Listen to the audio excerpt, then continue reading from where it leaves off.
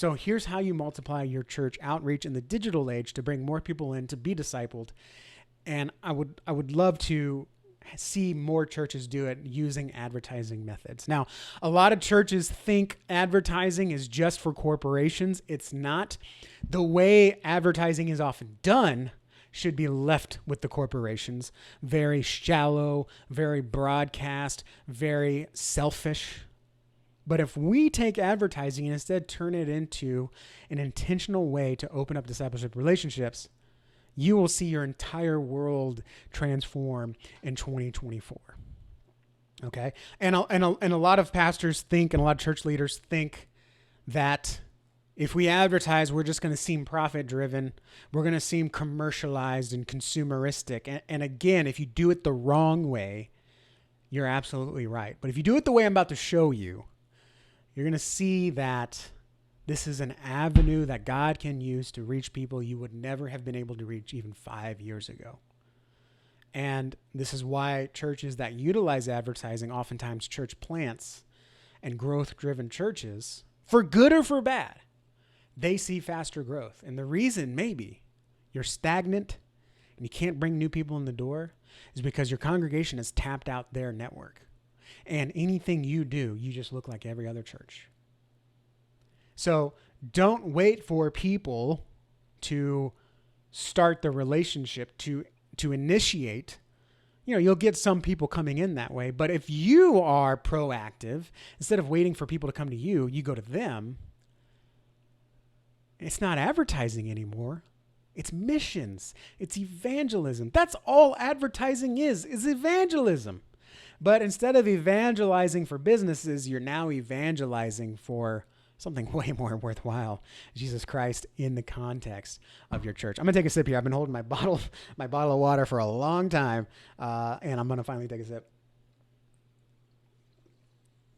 Sparkling water is really helping me cut down on the soda. I'm down to 2 sodas a day. I don't know if I'll ever get past that, below that. Pray for me if you want. I'd love to drink less soda, but sparkling water is really helping me. So anyways, another mistake pastors and church leaders are often using is they don't try anything digital. They stick to traditional advertising methods. And look, unless you've got, I don't know what the math is, but unless you've got more families coming in than families that are going out through your newspaper ads and your yellow page ads, you're wasting money by using these traditional methods. If you're relying only on radio ads, if you're relying only on billboards and yard signs, those work. But maybe if you want results you've never had before, you've got to do things you've never done before and leverage digital to reach people where they are online. Because they ain't going to see your billboard. They're not going to see your yard sign. They're not going to hear your radio station because they are on their phones. They're not listening to radio. They're listening to podcasts. They're not looking up at billboards. They're looking down on social media. And they're not seeing yard signs because they're stuck in their house. They're not going out in the neighborhood. And they're certainly not checking the yellow pages or the white pages or whatever publication you're paying hundreds of dollars a month for. They're going to Google. I have a personal business client that chose his name to start with an A because he wanted to be the first listing on the yellow pages for his business. That doesn't matter anymore. It's irrelevant. It doesn't work anymore. He's got to do something he's never done, which is why he asked me to help him out. He's a family friend. I don't do businesses that often, but he's a family friend. Okay. So if you fail to leverage social media, search engine optimization, Google, email, or other digital channels, you're not going to reach any more new people or more new types of people. Okay, if God's calling you to revitalize and you just keep doing the same thing, you're going to keep getting the same results. And just like I said earlier, you're getting in the way of what God's calling you to do by not exiting your comfort zone and not leveraging what God's put right in front of you. Digital ways to reach new kinds of people. Okay, so what can happen if you do utilize advertising for the kingdom? What can happen? Number one, you're going to broaden your reach. All right. Imagine if instead of just preaching to the same congregation the same way, you've now got a way to get in front of people that didn't even know they needed you. They didn't even know what your church was. Okay. Remember, maybe you don't remember, maybe you're new. In that case, I'm so happy you're here. Like and subscribe. But so often I say when we do messaging and branding work for churches, we're not so much branding the church as much as we are de-branding them from other churches.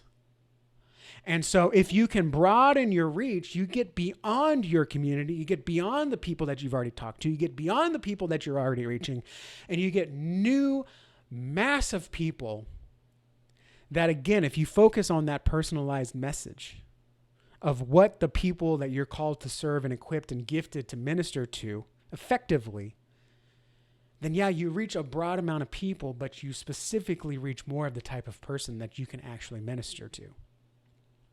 The number 2 thing is you're actually going to see better event attendance, okay? Because you're going to see the same people coming if you use the same methods to reach them. But if you use advertising and actually personalize it per event, you're going to see new kinds of people. So you're going to see someone that saw a social media ad come in for one thing, and you're going to see someone else that saw a Google search result come in for something else, okay? And you can make your ads custom tailored to your event. So instead of the same, we've got this event, and we always put it in the paper at this time, and we always get the same people every Easter. Instead, you can run an ad that says, this one's for families. Come for our Easter family Sunday and an Easter egg hunt. Okay, but what about the people without kids? Okay, so now we turn it over to, hey, do you want to get your mom off your back about Easter service? Come bring her to Easter service. I wouldn't run a message like this, but I really hope someone does someday. Want to get your mom off your back? Bring her to this church. I think that would work. I just don't know anyone brave enough to do that. And what about the single people? What do you do with them? Well, you run an ad for them for your other event. Okay. Maybe the older generation, right? We've got a Friday night hymn sing. We're singing the old Christmas classics. Now you're going to reach people that think that the rest of the church world forgot about them, because you're being personal and intentional in your outreach. One of the things I love doing is running Facebook ads to new movers, because they don't got no friends. They don't got no church. They don't know who the best plumbers are. They don't know what the best restaurants are. They don't know the different opportunities that await them. And if you don't, as a church, reach out to them, then they're going to find something else somewhere else. They're going to find another community somewhere else. It's not going to be Christ-driven. It's not going to be gospel-centered. So we have to go out and spread the message. That's number 3, okay? You help spread the Christian method. Strategic advertising can help amplify your reach. So more people know you're there. So more people know that they can interact with you. Maybe not at the moment, but down the road. Okay, because remember, like I said last week, if you didn't listen to last week's, go listen to last week's. Even if they're not interested right now, the point is you got their attention. That can turn into interest later down the road. And that's where you've got to really kind of have an intentional view of advertising. It's not so much what this did right now, but you look at what the compounding rate of everything did over the last year. You're going to end 2024 with more people coming in to hear the gospel and be discipled. Okay? So let's break it down real quick. Okay, church advertising is essentially paying money to get in front of people. All right? It's the same thing as mission trips. We pay money to send someone overseas to go get in front of people to spread the message of the good news of God, as we're called to do. Online is another mission field. The difference is you're not going to be a digital ministry that says, download this and let's just talk over email and never meet in person. You're not going to be the evangelist. You're going to be the shepherd that brings them in, shares Christ with them, lets them join the flock and be equipped to go out and make more disciples. And it starts with an ad. Okay. We have new ways to, I'm repeating myself. I know we have new ways to reach new kinds of people. People that we're equipped to serve and we could not reach in any other way. All right. Imagine you had a team of missionaries and all you did was say, go find families and invite them to Easter. And 100,000 people went out to every family in town and said, there's this Easter event I want to invite you to. Here's what you can expect. Here's how you're going to feel. Here's what your family's going to experience. And we'd love to have you join us. Can I call you the morning of to remind you or can I put you down? Can I RSVP you so I make sure that I have enough barbecue for you, make sure enough eggs for your kids? Imagine you had 100,000 people to do that for you right now. That's exactly what you can do with advertising, whether it's on social media or something else. When you do it personal, you stand out, and it's exactly like you've got someone actually having that one-on-one dialogue. Okay. A common mistake is they don't personalize it, which is why the whole theme of the podcast that we're talking about is personalization. Okay. Don't just run an ad to everyone. Run an ad to families and talk about why your church is good for families. Run an ad to men and talk about why this event is good for men or good for women or good for kids. Why is summer, I don't know if you want to invite everyone to summer camp, but if you've got VBS, run it to just moms. Okay? Dads probably aren't going to care. Dads aren't going to want to get off the couch, unfortunately. But maybe mom will. Hey, you need a break, mom? You want to get your kids active, doing something? Creating something, get them off the tablet this summer. This is the place to do it. Free summer camp. Okay. But if you just broadcast it out there, VBS, July 17, it's going to be fun. You won't want to miss it. You sound like every other church that I've ever ignored all of the time. But you personalize it. They will pay attention.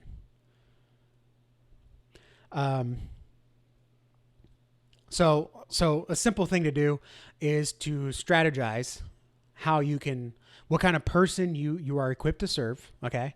Because again, you're not equipped to serve everyone. Jesus is for everyone, not your church. Okay. And a perfect example of that is tell me when your Korean language service is, because there's people that speak Korean. There's people that speak Mandarin in your town. Maybe you're a bilingual church, in which case you still don't reach everyone in town because you just don't speak their language. A lot of churches say they're equipped to handle everyone. And I said, what can you do with special needs kids? And they tell me their church building is so old, they can't even get wheelchair kids in there. Okay. That's a problem. You're not equipped to serve everyone. That's not a bad thing. But what that does is when you self-evaluate, you will understand who you are equipped to reach, who God has equipped you to specifically serve. This is especially evident in church plants because they are planting because the existing churches are not equipped to reach a specific kind of person. So God calls the church planter to plant a church in an area and to do church a certain way to reach people that haven't been able to be reached yet, or a people group that haven't been able to be reached yet. Okay, do you follow that? You have to be intentional with your advertising. You can't just boost a post. It's not advertising. That's just giving Facebook money to get more eyeballs. You can't do anything with eyeballs. You need to get attention. Convert that attention to intention. Convert that intention into a next step. So in 2024, here's what you can expect if you actually do advertise your church. Number one, like I said, you can expect more attention. Okay, you don't want more views. You don't want more impressions. You want more attention. Okay. A good example of this, I hate this, is when billboard salespeople or sign salespeople come in, they do a survey and they come into church and they say, you've got 120,000 different vehicles passing your church every day. We've got a billboard that 400,000 people see every day. They do not see it. They are eyeballs. They are impressions. They are potential, but there's no guarantee of attention. So you need to get attention. Advertising can help you get that as a church. Advertising methods can help you get that attention as a church and turn it into, maybe I do need to do something different. And that becomes intention. Then it becomes the next step. Well, if I'm going to do something different, if I'm going to take my kids somewhere to get them out of the house for a couple hours in the summer, maybe it will be this VBS. That turns into a next step.